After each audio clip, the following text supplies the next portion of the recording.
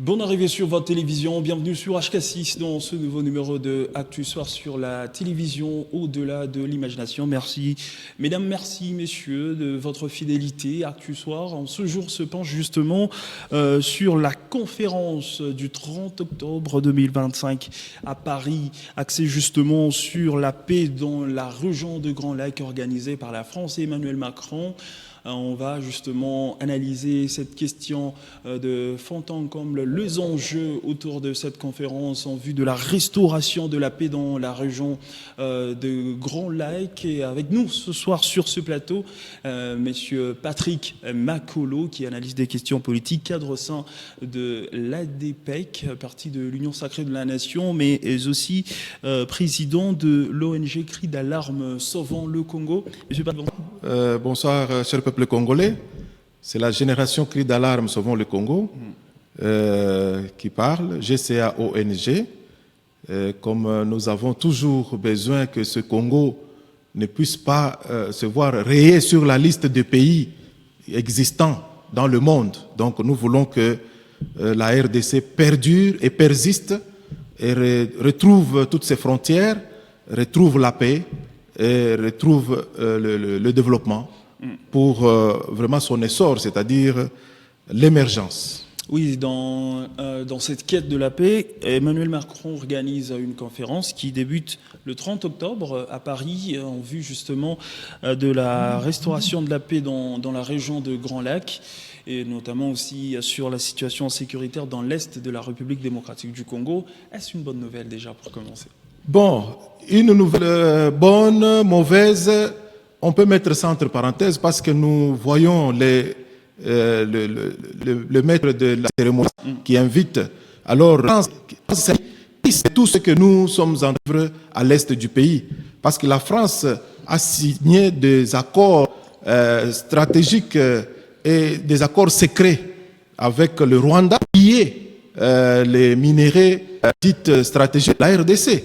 Donc, la France, avec tout son passé, nous n'avons pas vite l'intérêt au niveau de nous sommes vifs, nous n'avons pas un cadeau qui de la France soit vraiment un bon cadeau. Il faut bien regarder si ce n'est pas un cadeau empoisonné parce que la France est l'allié du Rwanda, de Kagame, de Kigali et de tout ce qui a été façonné, boutiqué pour faire le mal au Congo. Parce que vous savez, la France a signé des accords, a même donné certains financements pour que le Rwanda, qui n'a même pas un jugement de minerais, puisse offrir le lithium, le cobalt, le tantal, le polychlore, et donc que le Rwanda puisse fournir à la France et à l'Union européenne. Et on a vu le rôle qu'a joué la France dans le temps passé. Et nous savons que quand nous regardons la France, nous voyons un partenaire du Rwanda. Alors, monsieur Makolo, pensez-vous que la France, lorsqu'elle organise cette conférence sur la paix dans la région de Grand Lac, c'est pour quel intérêt vraiment? Parce que lors de la 80e Assemblée générale des Nations Unies, Emmanuel Macron l'a fait savoir clairement, et d'ailleurs, et même au président Tshisekedi. Alors, ne pensez-vous pas que c'est de bonnes intentions seulement en vue de la restauration de la paix? Est-ce que la France pèse? Du point de vue de la façade, la France se donne quand même une image d'un pays qui est soucieux de la paix en RDC, un pays qui veut compatir avec la RDC pour lui amener la paix. C'est comme si la France est procureur de la paix. Donc la France, sur le plan diplomatique, se place comme le pays facilitateur de la paix entre le Rwanda et le Congo, Kinshasa. Mais ce n'est pas tellement le cas parce que si vous regardez très bien le rôle qu'a joué la France, comme je venais de le dire, on a l'impression que la France est contre le Congo-Kinshasa. La France veut appuyer Kigali pour être bénéficiaire de minerais. Mais la France a toujours été alliée diplomatique aussi de la RDC. La France est alliée diplomatique de la RDC, comme vous savez, sur le monde diplomatique. Bien sûr, nous savons qu'il y a aussi de l'hypocrisie dedans. Il y a souvent la manipulation, parfois il y a la trahison. dans ce monde diplomatique-là. Mais il faut toujours, quand on est dans ce monde-là, savoir jouer sa partition. Parce que la France veut jouer sa partition pour se donner une image d'une grande France qui vient apporter son aide à la RDC qui a son espace qui engloutit dans des problèmes de crise et tout ça pour faciliter la crise. Mais sans oublier que la souffrance que nous avons connue, il y a une bonne part de la France lorsque la France a appuyé le Rwanda, et cette souffrance-là, c'est-à-dire les tueries, les viols, les vols, tout ce qu'on a fait comme pillage de minerais, la France tire des dividendes dedans. Alors, c'est pour cela, si vraiment j'étais à côté de Fathi, je pouvais même dire, bon, en tout cas, on peut envoyer même quelqu'un d'autre, au lieu d'aller là-bas pour recevoir encore des injonctions de la France. Voilà, c'est la question qui devrait venir, parce que vous relevez tous ces éléments-là. Est-ce que la RDC doit se rendre à cette conférence dans une posture de méfiance, ou juste la RDC doit aller pour tirer gain de cause? La France, la RDC doit aller dans une posture de prudence.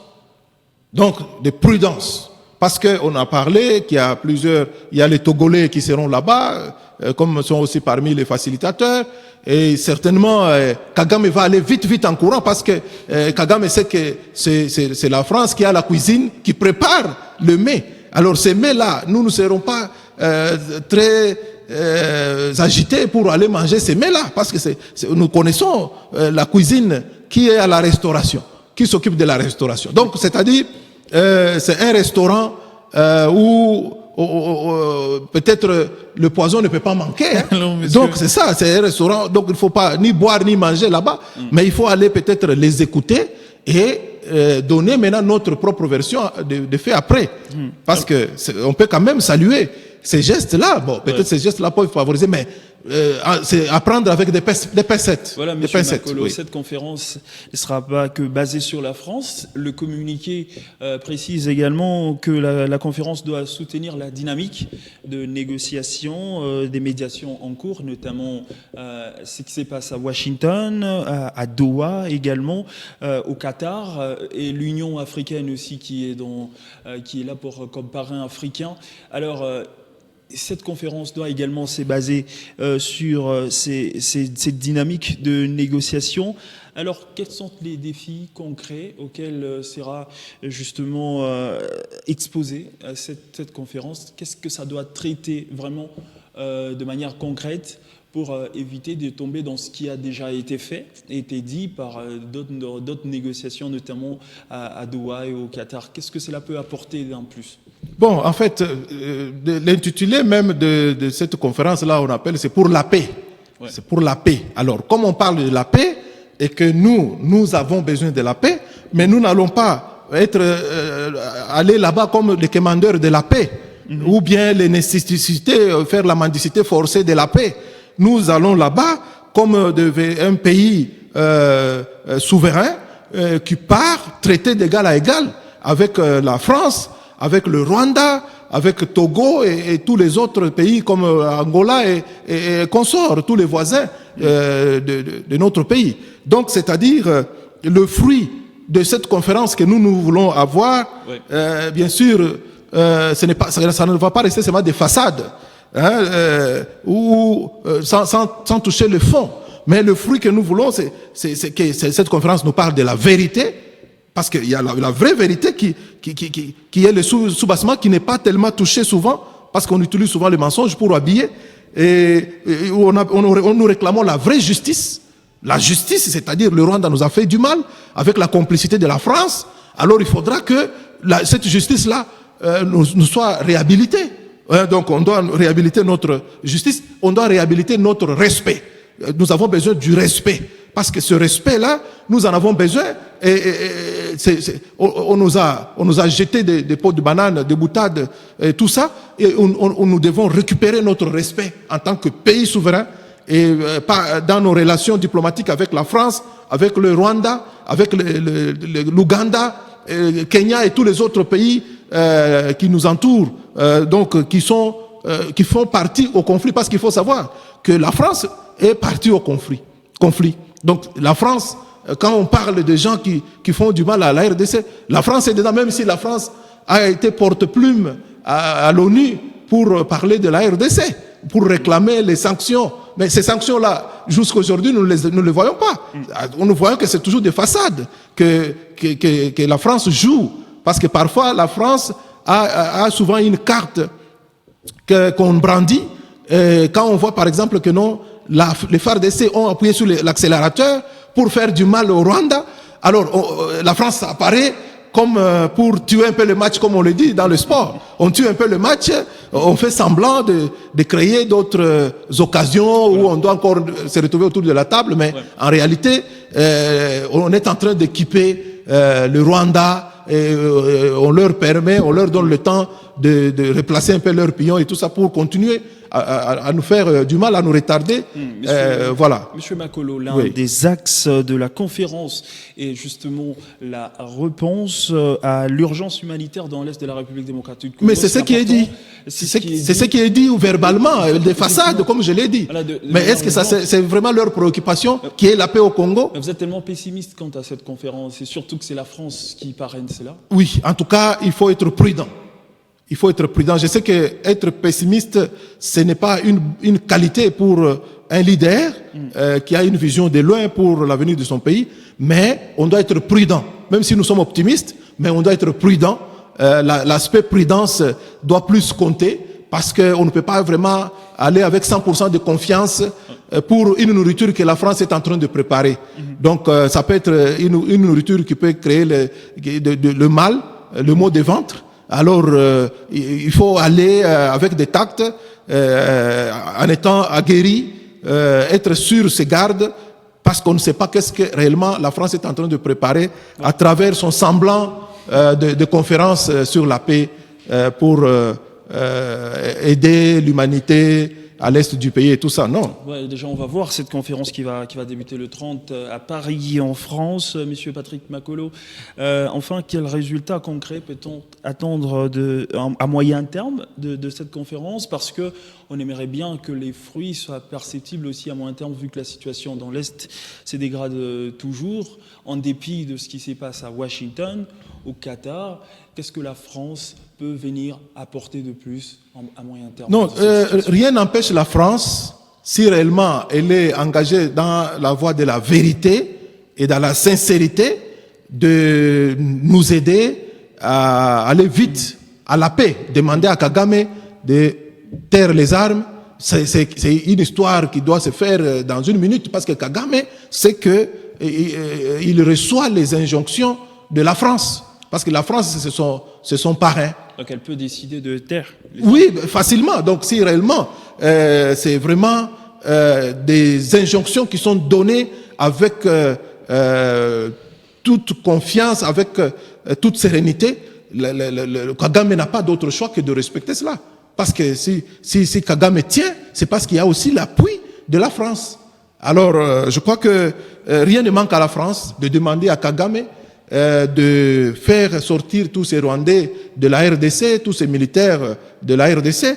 Et je crois que ça peut aussi faciliter ces contacts-là entre les deux partenaires, c'est-à-dire la RDC et les partis agresseurs, qui est le Rwanda et Kagame. Donc, ces contacts peuvent permettre à ce que on puisse aller vite. Ce rapprochement peut faire en sorte que les choses s'améliorent. Vers la paix. Oui, les choses peuvent s'améliorer si réellement c'est vraiment avec sincérité que la France le fait. Mais si c'est toujours pour aider le Rwanda comme ils sont un peu essoufflés pour l'instant, sur le terrain, sur les champs, monsieur. sur le théâtre de combat, ils sont essoufflés. Alors là, je crois que ça peut être toujours un passe-temps pour la RDC, une peine perdue. Bon, c'est pour cela, parfois, on dit même que le chef de l'État ne peut pas même trop se faire de soucis pour aller là-bas. Il peut parfois déléguer même des gens, parce que ça peut ressembler à un passe-temps. Merci, monsieur Makolo. C'est la fin de Actu Soir. Merci d'avoir répondu à nos questions. C'est bien moi qui vous remercie. Je salue aussi Fachi Béton et l'ensemble du peuple congolais. Je salue les FARDC qui se battent bec et ongle pour la reprise de Goma et de Bunagana. Merci à vous également, mesdames et messieurs, de nous avoir suivis sur HK6 Télévision. Restez avec nous, la grande édition du journal arrive juste après.